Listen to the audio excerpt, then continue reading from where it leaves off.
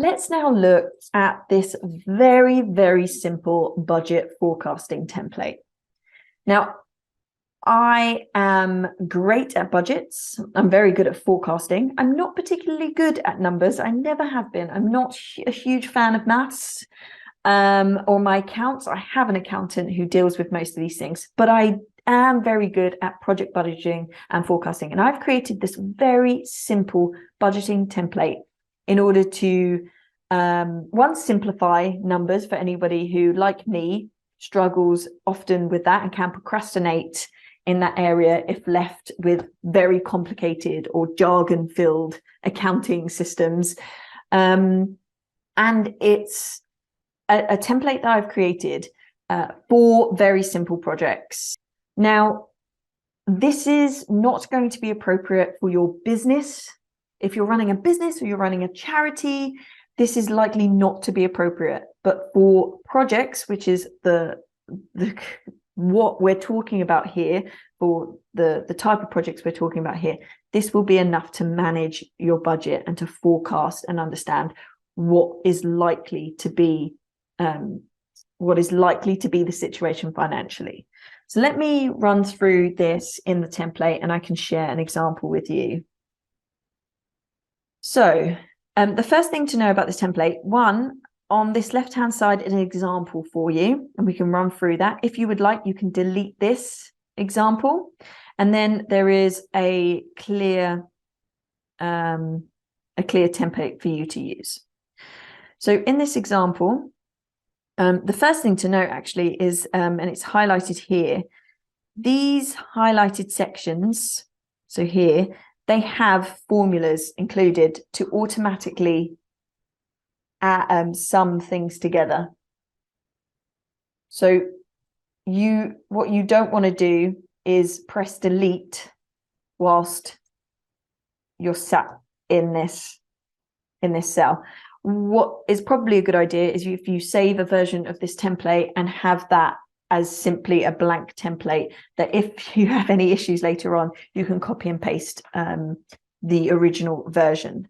But essentially what you do very simply is this box here, this section, are your direct costs. So those are any costs that are associated with that project. So for me, let's think about the venue, the workshop that I'm running, the venue room charges, it might be the energy, furniture costs, worksheet printouts, the local advertising, catering. Now, for initially when I was running this project, I thought I might have to pay for these things, but thankfully we got the venue for free. And so I was then able to forecast it and add the actual as zero. The worksheet printing, I forecasted at the beginning of projects. I was just the idea is that when you start a project, you estimate, you just use your best guess, essentially. You estimate what it will cost, and then you note down in this actual column the actual cost once you've spent that money. So I forecasted £10. Actually, what I spent was £15. For local advertising, I forecasted £30. My actual costs were £15. Catering, I forecasted £10. The actual cost was £8.20. So you can see here my forecast, it's going to total my forecast here automatically. I don't need to do anything. I just add the numbers. So for example, in actual fact, when I started this project, I probably thought a venue cost would be 300. I might have to pay some venue, some energy costs and some furniture hire costs when I was forecasting initially. As you can see, the total automatically adds that up. But in actual fact, the venue charges were zero, energy zero, furniture zero. And then once I'd paid for these things, I added them into the actual, and you can see it summed it up already. Okay. The same for the revenue. The revenue is any money that you have coming in. So I was anticipating £100 from tickets. We knew that we could fit 10 participants that paying £10 each. We anticipated we could forecast £100. We were not able to get any funding, but if you have funding for the project, or you already have money coming in that you've saved for the project, you would just add lines in here and add all of the sources of revenue. And then again, in the same way that we do with the direct costs, you would put what you actually got. So we only managed to get 5 participants. And so we didn't get the whole 10. And so we only got £50 worth of ticket sales. We still didn't get any funding.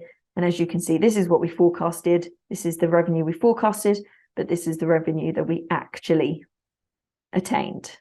And then the gross margin is simply the costs minus the revenue.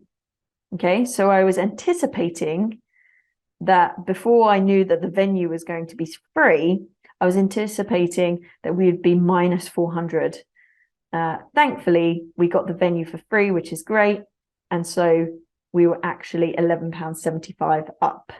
Now, remember, for this project, I didn't need to make money because this was a trial. This was a pilot workshop. We just wanted to test out with the idea of hoping that for future workshops, we could get funding. Excellent. So as I said, you have the template here that you can use. You can delete the example once you're done with it. You do not need to keep the example. You can add rows simply by pressing insert and adding as many rows as you need. You can delete rows simply by deleting any rows that you don't need. But remember, you want to avoid taking out the sums, because the sums the equations do all the adding up for you. The final step in the project lifecycle is the close of the project. This is at the point where the outcome of the project has been delivered, the workshop, the event, the fundraiser. At this point, you're going to want to have completed all of your project document. So completed the timeline with all of the actual dates, finalized your lessons learned log, completed your budget and have a final cost analysis, and collate any evaluation data you have, whether that's feedback or testimonials. And a tool that we use at this point would be to have a project debrief.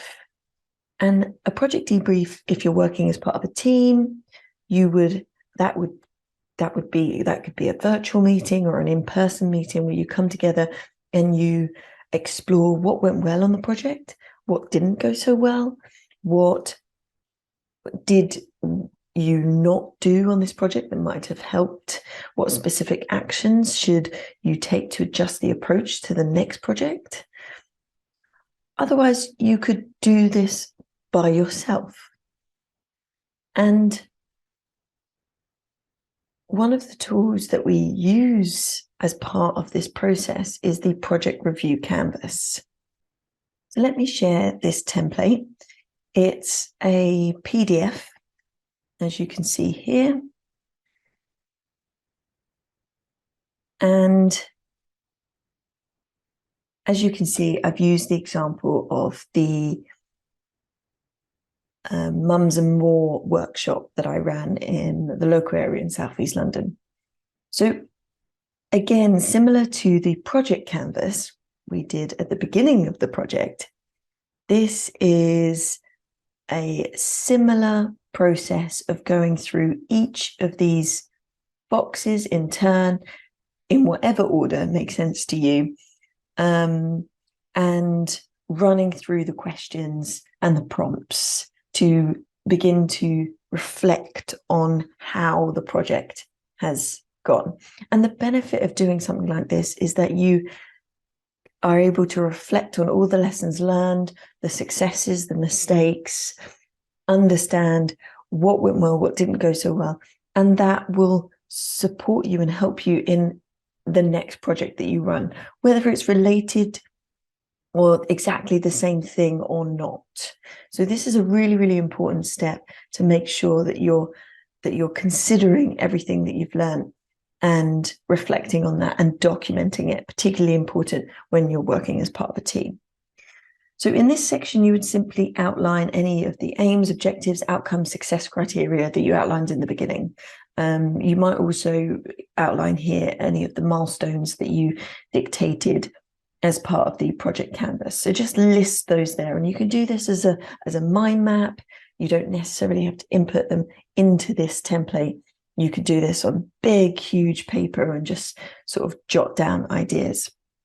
So in this section, I put some of the key milestones that we aim to deliver the event in 8 weeks, to manage a budget of £100, to attain £100 worth of income, and so on and so on.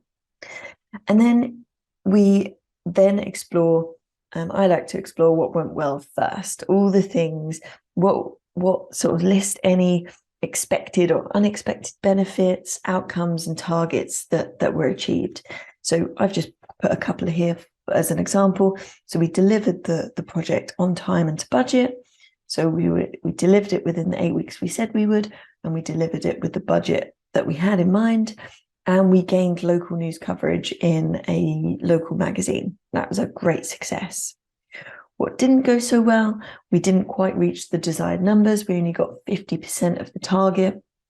So that's where I would outline anything that didn't go well. Some of the things, other things that I might add is that we sort of rushed for time to create the content.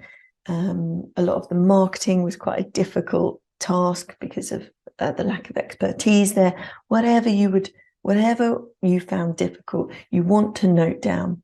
And the idea being that next time you're able to mitigate some of that. Maybe it's about outsourcing those things, or maybe it's about giving yourself more time to consider those things in particular.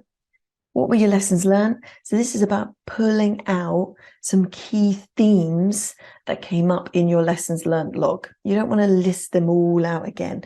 It's just looking at that lessons learned log and pulling out some key themes. Are some of the themes related to, specifically around the marketing? Was it around time management? Was it around people management? Whatever it was, pull out those key themes. And then we've got the results from the evaluation. So did you seek any feedback or testimonials? Did you measure or assess anything like sort of attendance numbers or whatever it was? This is where you would sort of summarize some of that evaluation, and then you can use that to reflect on as a group or by yourself, to reflect on how things, you could improve things for next time. And then based on all of this information that you've gleaned and reflected on, what are the recommendations moving forward? Whether you're going to do this exact project again, or you're just as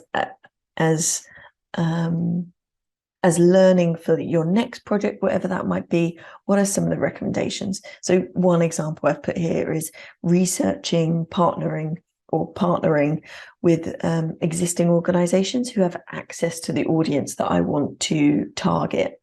That would make things a lot easier if they could sort of use their channels in order to attain the attendees. Brilliant. Well, your task now is to go back to the budget and have a go at doing a forecast. So remember, the forecast is a prediction of costs and any revenue that you might expect on the project, and just do a forecast. You won't necessarily have an actual cost. You may have if you've done this project before, and if you've done this project before, you might be able to do the project review template retrospectively. However, if you're doing a project, if you're practicing with a project that is made up, or if you're practicing with a project that hasn't happened before, just familiarize yourself with the project review canvas and just have a go and practice. And that's all the templates we'll be covering as part of this series. Of course, there are so many other processes and templates you can use in project management to keep your project on track and monitor. And you may have come across these.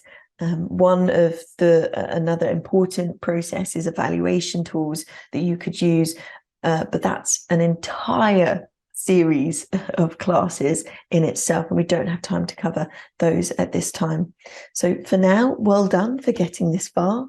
Now just jot down a few key learning points for you as part of this series of project management basic tools. write down in your notebook and reflect back on everything we've covered, and consider something new that you've discovered. Maybe something that you were reminded of or was reconfirmed for you. Maybe you'd already covered some of these tools and it was just a refresher for you. And something that you might do differently next time. Next time you're running a project, how will you do things differently now that you know what you now know? And thank you for your time, and see you next time.